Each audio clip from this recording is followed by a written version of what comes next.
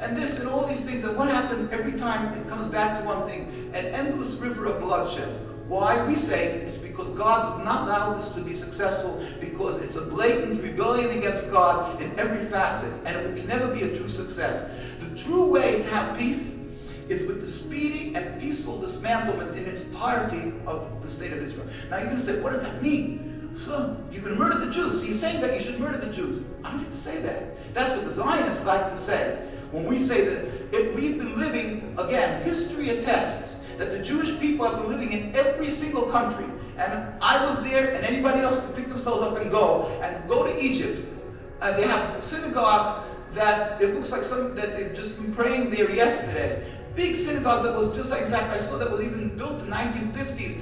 Cemeteries from thousands of years of Jewish people living over there, and big, massive cemeteries. By the way, they built called the Ring Highway, and it had to cut through the Jewish cemetery. So the Asra Kaddish, it's a very religious organization, worked with them, and they lifted the whole highway that it should not desecrate the graves.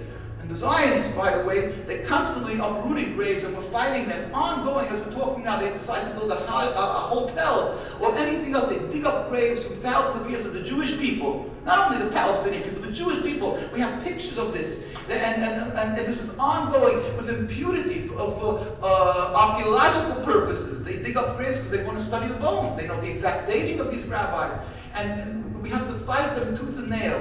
And yet these people attack other countries. If you go to in Russia or some other country, Germany would dare dig up a grave. They'll say, you're anti-Semitic, and we're here to protect the graves of the Jewish people, and you're anti-Semitic if you desecrate the graveyards. When they're, as they're condemning others for defacing or doing anything in a graveyard in any other country, they're standing there with the government backing and support, creating highways, hotels, digging up graveyards, and we have the pictures. Nothing is exaggerated as fantasies. You can look at our site, you can see the pictures. This is ongoing. There's special two big organizations of religious Jews that we support. The Jewish people give special money to protect the graves from the Israeli government in Israel. It's just something that I wanted to mention. We speak about constantly the end of exile. We hope for the day when God will end exile. We just understand that the Jewish concept is that there will come a time when our purpose in life is to serve God, to be subservient to God, and our life should be a cause of the glorification of God. That's what the person is supposed to live his life, and by doing good deeds and serving God, God's name will be glorified. The pinnacle of this is the day will come, we believe, when all humanity will recognize God and serve Him. If you look at the Jewish prayers, the high holiday prayers, and all the prayers, you will see that it states in all the most important prayers of the whole year. You will see all it talks about is the Simloch God Himself should be rule over the world. All the nations should be subservient to you, and we pray that all the nations should join arms and serve God. What we hope and pray for is not ever to have a state. Not the Messiah come and then we're going to have a state. That's not the Jewish belief. The Jewish belief is the one day God, without any physical, with human intervention, will make a miraculous change, a metaphysical change, where all humanity will wake up, all the atheists, all the Zionists, all these people who have left the folds of belief in God, and everybody will wake up and believe. Not just Jewish people, everybody will believe in the one God. And then we will embrace and go up and serve God in harmony. And that will be ushered in with the calls of Elijah the prophet and the King David, or an offspring that we call the Messiah. We have the Messiah, Mashiach is different than the translation. You know, obviously there are other religions. That will bring in, usher in that all the people together will come and serve the one God. But so if you think that we have a belief that we're hoping for the day of the state of Israel, or if we have to come one day and stand with a gun to the Palestinian people's head and said, give me the land because the Messiah is here, then you know it's a lot of baloney. It doesn't mean anything. It's false. The Messiah is when the whole world will believe in one God. We won't have to convince anybody. Or there will be a spirit of holiness with all humanity. So we say take it or leave it. That's why we're always able to live together, Jews, Muslims, in the Muslim countries, because we're not saying we're going to take any action. This is our belief system. We're not telling you to believe our system. This is what we believe in. Another just, I'm going to give time for questions and answers, but another just a very maybe important point is Jewish belief is not that, although it's a little aside, Jewish belief doesn't believe that you have to be Jewish to serve God. We believe that every human being has to believe in the 7 commandments of Noah, that God gave Moses the Torah, and in the Torah it says that everybody has to believe in one God, not serve idol worship, not kill, not steal, not commit adultery, not eat from an animal that's alive, and have a court system in every country. If you do this, you're righteous. Tanat Ve'Eliel, Elijah the prophet writes, and Maimonides, the Rambam writes in the law books, then you are a righteous individual, you will inherit the world to come. You don't have to be Jewish to serve God. We have the commandments. The Jewish people have a covenant to uphold. A Jewish person has to keep kosher, Sabbath, family perfect, many commandments. But we're all together, can live together in harmony with our distinct differences in religion. Jews and Muslims and Christians, and we can serve God. It's not a problem. The Jewish people have been living in Muslim and Arab countries for hundreds of years, as I said. We've been there, you could go there, Morocco, Tunisia, Yemen. I've been in Yemen, in the back hills, because it was a Jewish community that was hidden from the Zionists, thank God, for many years. And we've gone and visited them. It was like a wild country in Yemen when I went there. There was even tribal wars. Children carried guns, and they would have roadblocks. I was there like 20 years ago, and we kept on visiting. Today it's open Yemen. Today's big problems there, but that's a whole different issue. But we go there, and there was a tribal war happening while I was there, and they had roadblocks in these hills, Nechedan, Sada, these little, up to the South Yemen. We went to Aden, we went both north and south Yemen. Anyway, we went to the community, and they'd stop our car, and they go, Yahud, go. A Jew, no problem, because we weren't part of the tribal war, and they were respectful, and the Jewish community thrived for hundreds of years in these communities. There was a distinct difference between us. We have a different way of serving God, and we were very religious communities. And the Yemenite Jewish community, I'll tell you a story. One Jew pulled out the payas of another Jew, and the judge fined him of a very serious fine because he desecrated the other Jew. This is the way it was for hundreds of years of very religious communities in Egypt and Alexandria and in all these communities. Jews thrived openly Jewish, and they were obviously Jewish, and there was no problem. So this is not a religious conflict. Zionism wants to portray the whole issue. The problem in Palestine is the Gaza, Hamas, people who hate Jews, anti-Semites, and that's the problem. It's an ingrained hate, and it's hopeless. So what's the solution? Build this big wall, the Tower of Babel, and we'll make a protection against these people, because there's no other solution, obviously, because it's an ingrained hate from the Arabs and the Muslims, and we can never make peace together. But how false. Look at history, which is not so old. As I said, we've been living in all these countries before there was a human rights group to protect us. There was no United Nations. We were not massacred. How were we able to flourish? There was nobody they had to answer for. Yet these Jewish people flourished. And all of a sudden today, everything changed. Around 100 years, and you don't have a Jewish community, almost, in all the Muslim countries. Why? So you start thinking, what is the cause of all these problems? Then you start realizing something has been added to this mixture. You take water, you put it in alka-seltzer, all of a sudden it starts cooking, something's been added and everything changes. It could be a little thing, a tiny little thing, and yet they've added something, not a religion, not that there's these three main, Judaism, Zionism, and Christianity that's having a problem. They've added a totally different thing. They put a pebble into the shoe. They've added something called Zionism. Is that Judaism? In other words, it's a necessity for the Jewish religion, so we have to work it out and work it together? No, it's a foreign object that has been added to this brew, and it made everything explode. So what is the logical solution? If we're able to live hundreds of years, these different religions together, and that's what you want, that's what everybody says, we have to live, Muslim, Jews, Christian. So you start saying, well, we have to live, Muslim, Jewish, Christians, and Theodor Herzl's ideology, we have to live together. What do you mean? Well, maybe it's a flawed ideology. Maybe it was a mistake. It's only 100 years ago created by a little group of people, and you see that it's causing rivers and rivers of bloodshed. It's the greatest factory of exacerbating anti-Semitism in the world. It's uprooted Jewish communities from all the Muslim communities, from all the Muslim countries. Why must this exist? Why must this ideology of Zionism continue to exist when we've been living in joyful harmony basically for hundreds of years, and we could continue living? You have to keep on insisting, these big think tanks, no, Zionism, the state of Israel, we have to work around this way, that way, we'll build a wall, we'll build this, we'll do that, and everything. Isn't that crazy? It's ridiculous. Just remove this. That doesn't mean killing the Jews. It means a very simple thing. It means that you can sit down, profusely apologize to the Palestinian people, give them restitution, and you'll see that they will all issue fatwas, because we've spoken, and they've all to the leaders of the Palestinian people, every single faction of them, and everyone announced openly and clearly. And we've spoken to the leaders of Iran and every other Muslim group that exists around the world, basically. And in many countries, we've been in Lebanon, and I've met with the leaders of all the other, basically, of the large groups, and each one openly, fearlessly, unashamedly says, we have nothing against Jews. Our teaching in the religion is that we have to live together and protect the Jews, and so forth.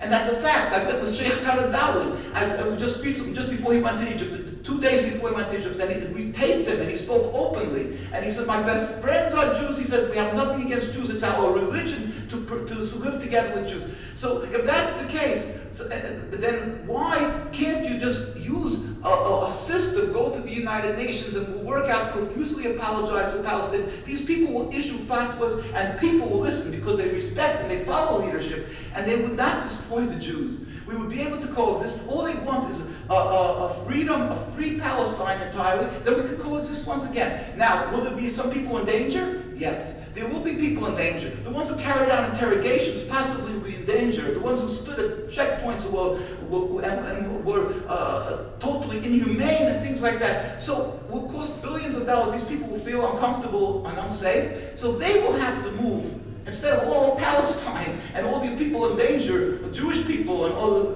these people will have to move or feel necessary. They can move to Canada. America will cost a few billions of dollars. A certain amount of it. How much does it cost to constantly replenish the IDF with their the most advanced rockets and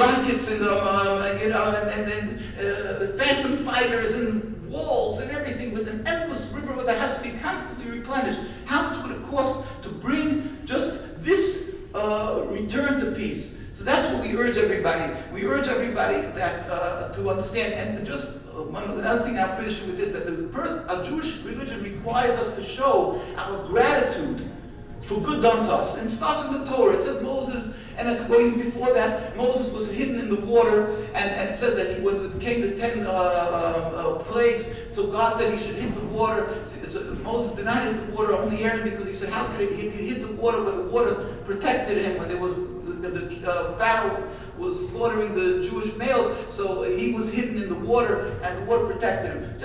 We teach our children, it's the ABC of Judaism, that you have to show gratitude for good done for you. To the water, you have to show gratitude. Even though it was God's commandment, we're taught to show gratitude.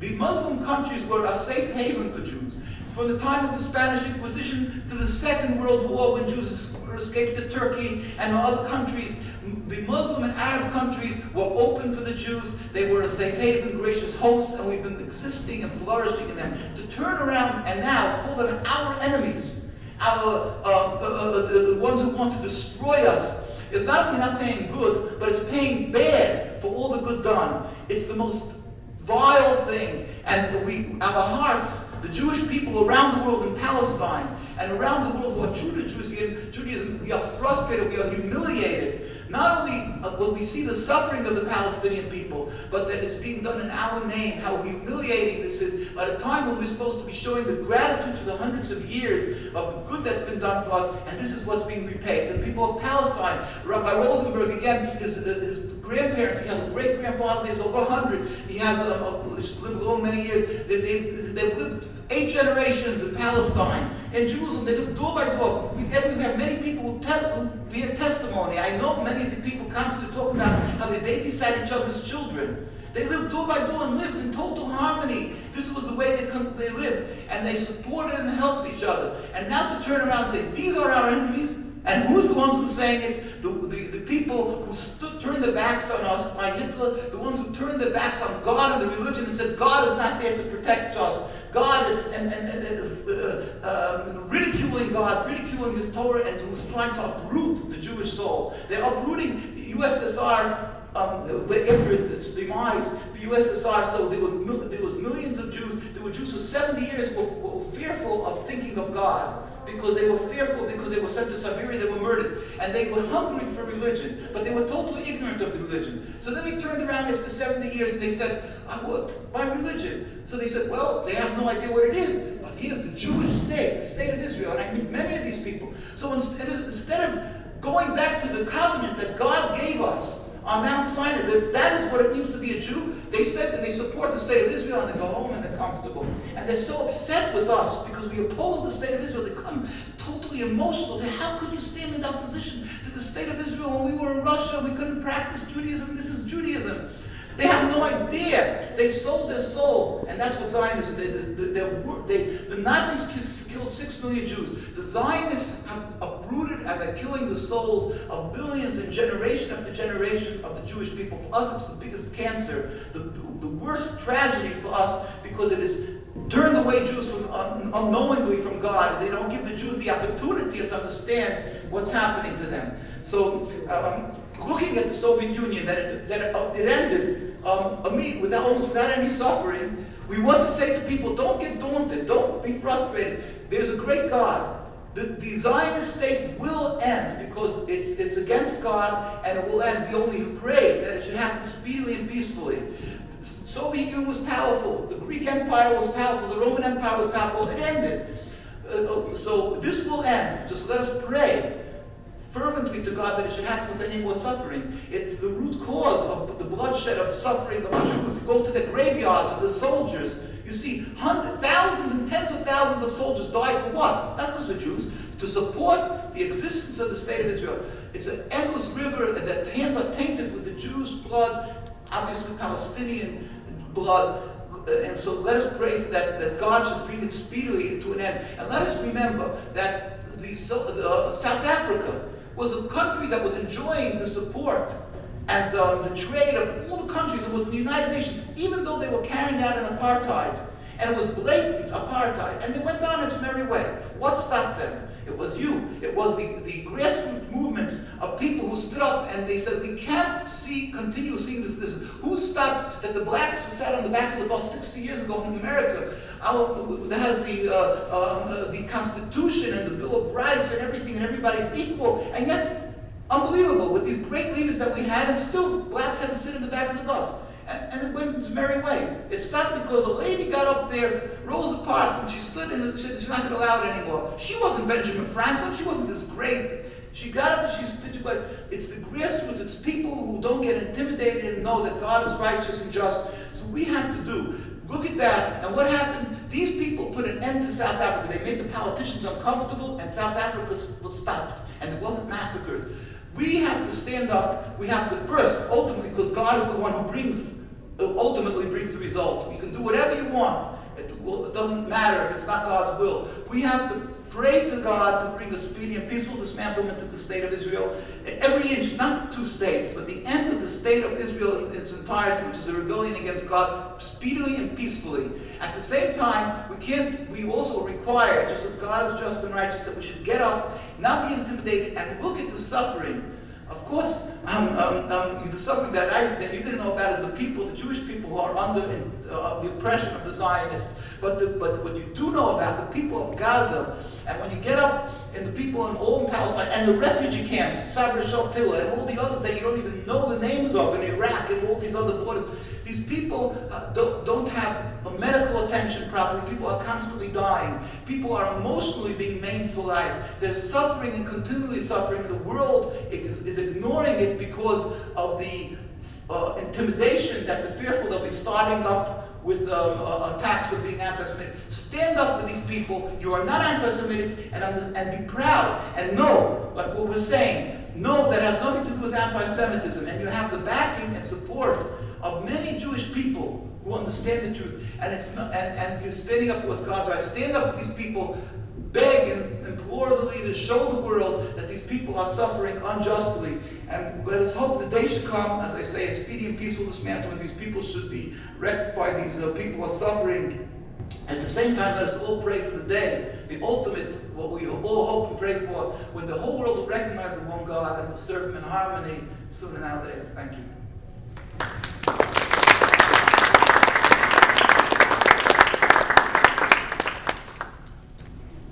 There's questions. Try with God's help to answer. Yeah.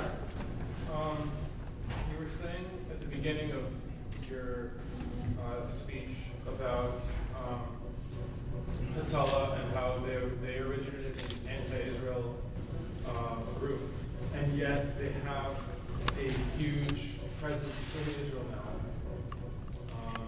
and that's off their website. And this is different than the Israeli Hatzalah. Also, you said that.